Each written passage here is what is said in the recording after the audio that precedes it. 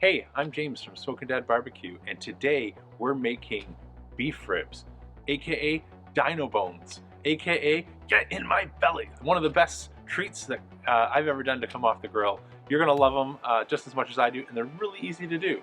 So today we're gonna be doing chuck ribs, which is more like brisket flat, but you can also get the plate rib variety, which is a little bit more like the point end of the brisket.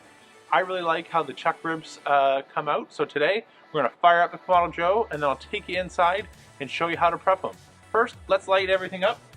Today I'm going to be using the slow roller for smoke, and I've got a piece of oak smoking wood. And so this is going to give us 6 hours of smoke. Won't need to add any wood all the way through our cook. So I'm just going to go ahead, toss this in, add a little bit more charcoal, light it up.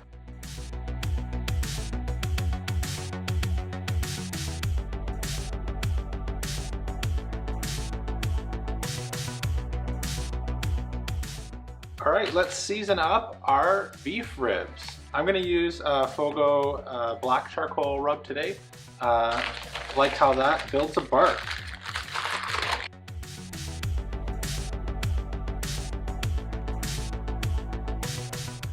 Just before I season up, excuse me, breathing in some of that garlic. Just check out the marbling on these chuck ribs. They're gonna be awesome. All right, back to fast forward. All right, our beef ribs are seasoned up and ready to go on the Kamado Joe. Just before I completely forget the point though, you won't find this cut often at your grocery store. So if you don't already have a local butcher, products like this is a great reason to go get to know your butcher and find out some of the awesome cuts they have. So for me, I'm in Burlington, Ontario, Canada, and J&G, Peter and his crew always have some amazing treats. Sometimes just walk in, don't know what I'm gonna get, and they have something awesome like this. So hope you enjoy this cook as much as I do. Let's go outside and get these on the Kamado. All right, our Kamado Joe is running right around 270 degrees. Love that temperature. Anywhere 250 to the high side 300 is fine. You can go a little bit hotter with beef ribs than you can with brisket because you've got those bones underneath serving as a bit of a heat shield. But I wouldn't want to go too much hotter than that. So the game plan, we're starting a little bit later than I'd like today. So we're going to do a couple hours of smoke until the bark is set and passes the scratch test. If you haven't heard of the scratch test, that's when I can drag my finger across the top and not remove any of that seasoning or bark. And then I'm going to wrap these in foil just to help accelerate the cook a little bit so that we get some time to rest in foil, in a towel, in the cooler. So if you ever heard of the FTC method, that's what that stands for, foil, towel, cooler. And just like a brisket, you're gonna wanna give this at least an hour to 2 hours minimum resting time. So let's go ahead, I'll stop wasting time here and get these on the grill. So today, as you can see, I've set up the Kamado Joe using the slow roller.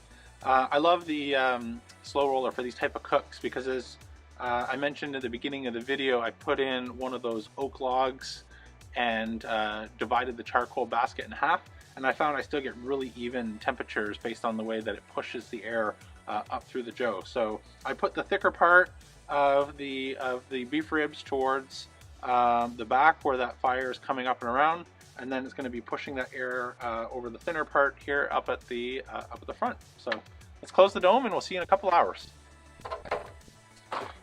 All right, I know I said I'll see you in a few hours, but I went inside and went to check my phone to see what the ambient temperature was on the grill and the temperature of the meat, and I realized completely forgot to put it in. So welcome back 45 seconds later, but since I've never pointed this out before, I'll go and show you how to use a meter wireless meat probe if you've never seen one. So first, we're gonna take it out of the holder, which will activate the signal to the base, and so this base can go in the house, connects to Wi-Fi, and then I'll be able to get updates on my phone. So if I go out anywhere, which we're planning to do today, take the kids sledding, I'll be able to check in on the cook from anywhere and see what temperature we're at, and that'll also help me know when it's time to wrap, like I mentioned earlier. So we'll remove the probe later at the end of the cook when we're wrapped and we're going for that sort of hot final push, but this is going to help us manage our cook both from a temperature remotely of the dome as well as the meat. So let's go ahead and do that. So this is the base station that has the charger built in and the Wi-Fi and little magnetic strips. So I just hang this up in the house where it still can get good line of sight to the dome, and then it broadcasts through the Wi-Fi from there. So just pop it out, wait till we get a green light flicking. There we go, we're set. So this is now active. And to find a spot here where I can get a nice shot of the meat and not be hitting the bones. So here's my spot right there.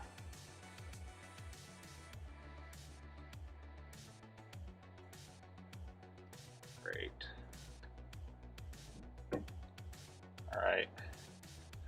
All right, I'm happy with that. So we've put the probe in, past the line that says in the instructions to insert to at least that point, and we're ready to continue on. So I mean it this time. See you in a couple hours.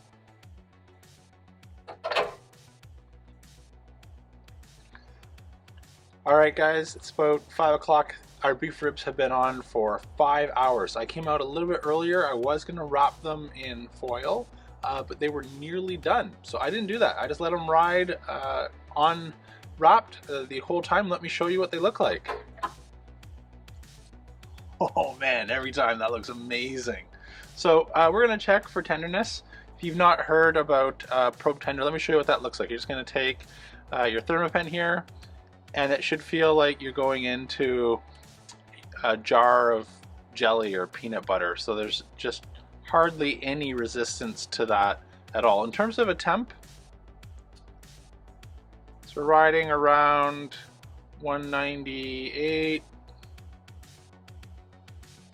195, 207, 208. So depending on the thickness in a different spot, but I'm really happy with how this feels everywhere. So in the thick part here, we're 206. I might have gone down too far with the probe towards the bone last time. But this feels amazing. So we're going to wrap it up.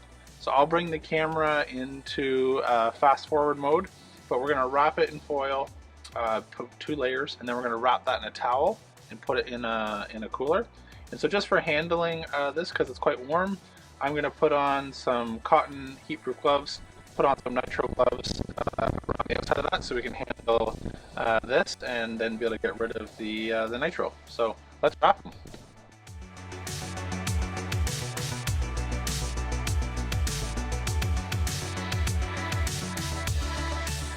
Right, and so as you saw there in fast forward, my wife would like to pass on to all the other wives out there, don't use the good beach towels.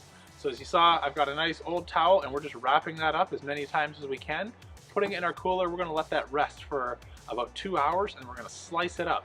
So it's time for me to head inside and warm up. It's a little bit cold out here, but I really appreciate you hanging out with me today for this cook. If you've never had beef ribs, they are one of my favorite things to cook. I like them, I'll say it, I'm just gonna say it. I like them more than brisket. They are awesome, so good. I hope you try these, and if you have any questions, let me know in the comments below.